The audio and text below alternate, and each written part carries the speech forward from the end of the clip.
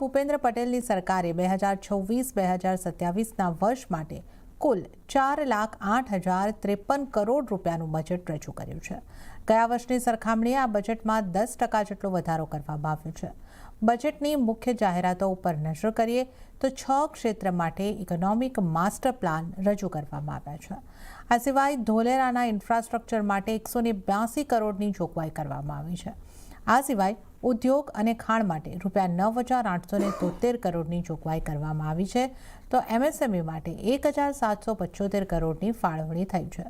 તો બજેટની જાહેરાતની તમામ માહિતી આપવા માટે સંવાદદાતા કેતન જોશી આપણી સાથે જોડાઈ ગયા છે। કેતનજી, શું છે ગુજરાત બજેટની વિગતો અને કયા કયા સેક્ટરને બજેટમાં આવરી લેવામાં આવ્યા છે? જુઓ, ખાસ કરીને કનુભાઈ દેસાઈએ પોતાના બજેટમાં એ સ્પષ્ટતા કરી કે દેશના જીડીપીમાં ગુજરાતનો જે રોલ છે એ સતત વધતો જાય છે અને આ વખતના બજેટમાં એનો જે ફિગર આપવામાં આવ્યો છે એ 8.30% છે।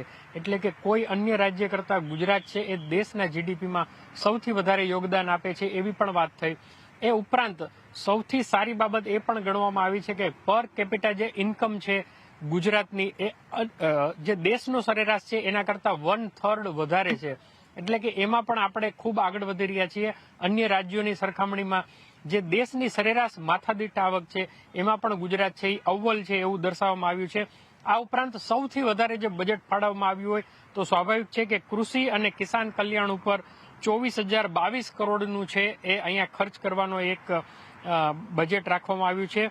પછી 3 લાખ જો તમે કોઈ વ્યાજ લે ખેડૂત તો એના ઉપર 0 વ્યાજ માફીની એક યોજના છે એની પણ અહીંયા વાત કરવામાં આવી છે।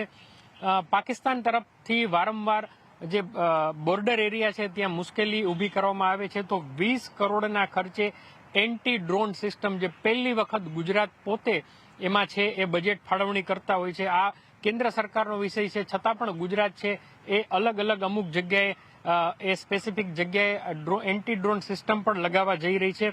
ટેક્સટાઇલ પોલિસી છે એના ઉપર 2755 કરોડ છે। ઇન્ડસ્ટ્રી અને માઇનિંગ ઉપર 13,942 એટલે કૃષિ પછી જે ટોપ 3 આવંટન થયા છે એમાં કૃષિ, ઉદ્યોગ અને ખાણ પણ છે। આ સિવાય એમએસએમઈ ગુજરાત છે એ બેકબોન છે, નાના ઉદ્યોગોના કારણે જ ગુજરાતે ઓળખ બનાવી છે તો એના માટે 1,775 કરોડ છે એની ફાળવણી કરવામાં આવી છે। અને પહેલી વખત જે નેશનલ લેવલે હોય છે એવું જ સ્ટેટ લેવલે એક કાઉન્સિલ બનશે જેનું નામ રહેશે Gujarat state export promotion council, જે હાલ અત્યારે કેન્દ્ર સરકારના માર્ગદર્શનમાં કાર્યરત છે પરંતુ રાજ્ય સરકાર પણ એમાં કરવા જઈ રહી છે।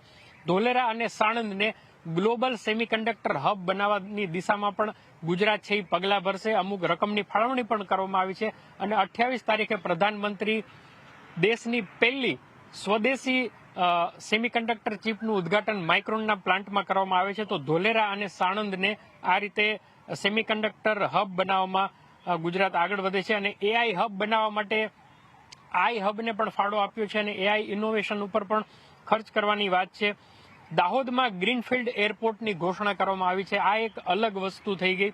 આપણે જાણીએ છીએ કે આદિવાસી વિસ્તાર છે ત્યાં પણ એક સરસ ગ્રીનફિલ્ડ એરપોર્ટની અહીંયા ઘોષણા કરવામાં આવી છે।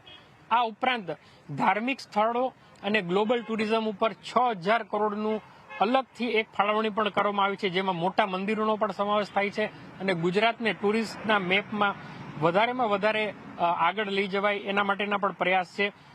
કોઈ પણ સિઝન છે એ નિશ્ચિત નથી, એટલે કે ચોમાસું છે, અતિવૃષ્ટિ અનાવૃષ્ટિ પણ થાય છે તો પ્રાકૃતિક આપદા જ્યારે થાય છે તો એના માટે પણ 2,145 કરોડની અહીંયા ફાળવણી કરવામાં આવી છે। તો એક રીતે જોઈએ તો ગત બજેટની સરખામણીમાં આ વખતે 10.30%નું બજેટ પણ મોટું છે અને ઓવરઓલ તમામ ક્ષેત્રમાં જે રીતે વિકાસ થયો છે। અમે એમને એક પ્રશ્ન પણ કનુભાઈને કર્યો હતો કે શા માટે તમે આટલી બધી કર્જ લઈ રહ્યા છો, લોન શા માટે લઈ રહ્યા છો, તો એમને કીધું કે ગુજરાતનો જે ગ્રોથ છે એના પરિપ્રેક્ષમાં જોઈએ તો આ લોન પણ એટલી મોટી નથી। તો એક રીતે કહી શકાય કે ગુજરાતનું બજેટ છે એ ઘણું સારું છે। બાકી ઇન્ડસ્ટ્રી આનો અલગથી એક પ્રતિભાવ આપી શકે પરંતુ અત્યાર સુધીનું સૌથી મોટું બજેટ 5મી વખત કનુભાઈ દેસાઈએ આજે રજૂ કર્યું છે। જી કેતનજી, આ સમગ્ર જાણકારી આપવા બદલ આપનો આભાર।